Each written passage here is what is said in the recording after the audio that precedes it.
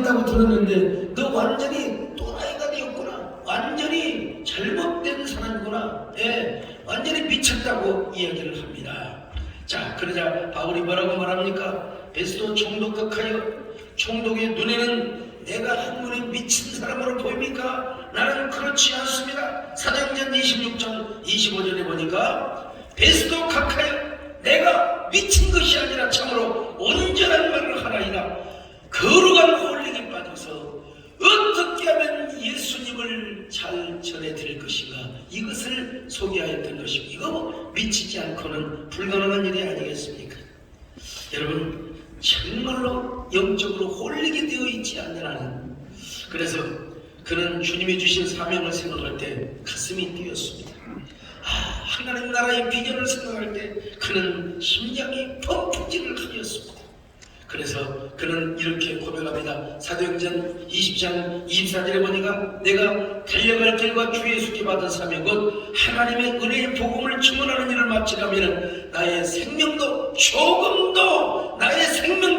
조금도 귀한 것으로 여기지 않는다고 고백을 하였습니다. 이 얼마나 위대한 고백입니까? 이러한 고백이, 이 열정이 다 우리 모두의 열정이 되고 고백이 되었으면 얼마나 좋을까요? 자, 사도 바울은 그 뛰는 가슴으로 그가 전하는 복음으로 말미암아 로마가 복음화되고 그리고 구라파가 천지가 복음화되는 것을 우리는 이미 알고 있지 않습니까? 그렇게 살다가 사도 바울은 순교를 당하게 됩니다. 순교를 앞두고 뭐라고 고백을 합니까? 전제와 같은 삶을 살았다는 것입니다. 전제는 히브리어 말로 네세크, 부어진다는 의미가 있습니다. 부어지는 제사를 의미합니다. 지금 제당 불에서 번제와 화목제 이제 뭡니까? 그 제물이 거의 다 불타가고 있습니다. 이때 마지막으로 포도주나 기름을 붓습니다. 혹은 물을 붓습니다. 고운 가루를 뿌리기도 합니다. 자, 전제는 독자적인 제사가 됩니다. 제사가 끝나갈 무렵 너무나 행복한 고백을 하는 이런 그 고백으로 바로 그 고운 가루를 뿌린다든지 아니면 포도주를 뿌리는 제사를 의미합니다. 하나님, 오늘 제가 제물 드리기를 너무나 잘했습니다. 너무너무 행복합니다. 제 마음도 행복한데 하나님은 얼마나 기쁘십니까? 예. 자, 그러면 이 포도주는 어디에 붓습니까? 유대 랍비들에 의하면 번제 남쪽 끝 주전자 모양의 그릇이 부착되어 있는데 이곳에 쫙 부었다고 전해집니다. 어쨌든 올리브 기름을 섞은 고운 가루 제물을 뿌립니다. 그러면 여러분, 옛날 우리 그 어린 시절에 얼마나 그 떡을 구울 때 말이죠. 아니면 그 뭐라고 할까요? 화로가에다가 떡을 굳은 떡을 구울 때 그 떡 구워지는 떡 타는 냄새가 얼마나 죽여졌습니까? 그 고운 가루에다가 올리고 기름을 섞어가지고 그 고기가 타는 것에다가 탁 뿌리면 그냥 냄새가 죽여졌지 않겠습니까? 그래서 하나님, 이 냄새를 받으시고 저도 냄새가 이렇게 좋은데 하나님은 얼마나 좋으시겠습니까? 하나님, 이번뿐만 아니라 다음에도 번제를 잘 드리겠습니다. 계속 하나님께 제물을 드리고 헌신하는 삶을 살겠습니다. 이렇게 바로 고백하는 제사가 바로 전제라고 하는 것입니다. 자, 우리로 말하면 이런 고백을 하는 것이죠. 하나님 감사합니다. 비록 은퇴 목회자가 되었지만 그러나 정말 저는 목사 되기를 너무나 잘했습니다. 천국 가는 그날까지 가슴 뛰는 삶을 살아가겠습니다. 천국 가는 그날까지 저는 정말 가슴 뛰는 삶을 살아가겠습니다. 그럴 리가 없지만 저는 다시 태어나도 목사가 되겠습니다. 뭐 이런 고백이 전제의 교훈이라고 할 수 있습니다. 저는 교회 다닌다고 그리고 신학교를 갔다가 집에서 쫓겨난 사람입니다.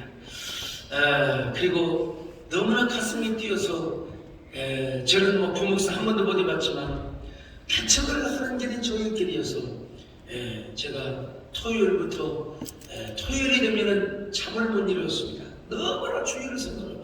성도들을 만날 생각을 하고 설교할 생각을 하면 막 가슴이 뛰어가지고 가슴이 설레어서 어제 저녁도 뭐 잠을 깊이 못 잤습니다만은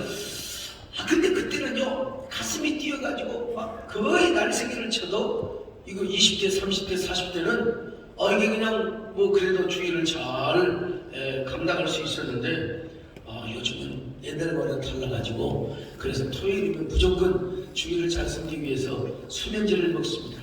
가슴이 너무 뛰어가지고요. 근데 어느 원로 목사님께서 이런 말씀을 하시더라고요. 은퇴를 해서 좋은 게 딱 하나 있다면 뭐냐? 토요일날 늦잠을 자도 좋다는 것입니다. 토요일날 텔레비도 다 보고 동해물과 백두산이 마르고 닳더라. 옛날에 이제 그런 옛날 목사님 하시는 얘기죠.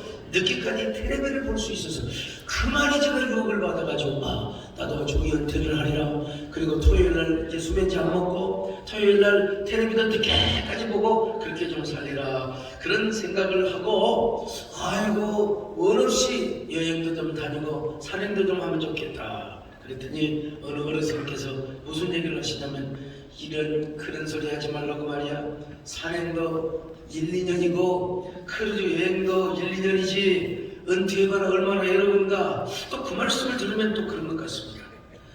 중요한 건 뭐냐? 은퇴를 일찍 하느냐 늦게 하느냐가 중요한 게 아니라 토요일날 텔레비를 늦게 보느냐 일찍 자느냐가 중요한 것이냐 아니라 우리의 가슴이 뛰는 것이 중요하다는 것입니다.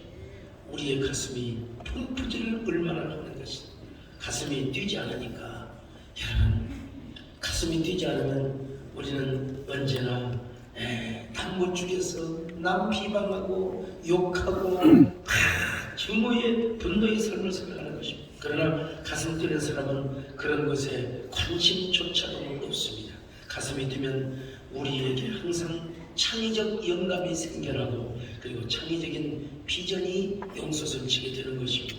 그러므로 우리에게 가장 큰 재산은 바로 무엇이냐? 젊은 사람이건 연세가 드신 분이건 간에 정말 가장 중요한 재산은 가슴이 뛰는 것입니다. 은퇴를 해도 하나님의 사랑과 하나님의 사명을 생각하면 가슴이 뛰는 것입니다. 우리 모두 주님으로 인해 가슴이 뛰는 삶을 살았으면 정말 좋겠습니다. 우리의 목회 현장은 없어도 지나온 날을 생각하고 또 앞으로 살아갈 날을 생각하고 앞으로 눈부신 하나님의 그 후광을 입고 살아갈 날을 생각하면 이야 가슴이 뛴다. 심장이 뛴다. 가슴이 설레인다. 이것이 우리에게 가장 큰 축복이 아니고 무엇이겠습니까? 우리 존경하는 우리 은퇴 원로 목사님들 가슴이 뛰시기를 간절히 바랍니다. 심장이 펌프질을 하시기를 바랍니다. 가슴 뛰는 삶을 삼으로써 하나님 앞에 한 시간 한 시간이 의미가 있고 한 시간 한 시간이 가치가 있고 남은 여생 심장이 뛰는 삶을 사시기를 주님의 이름으로 부탁을 드리고 축원을 드립니다. 감사합니다.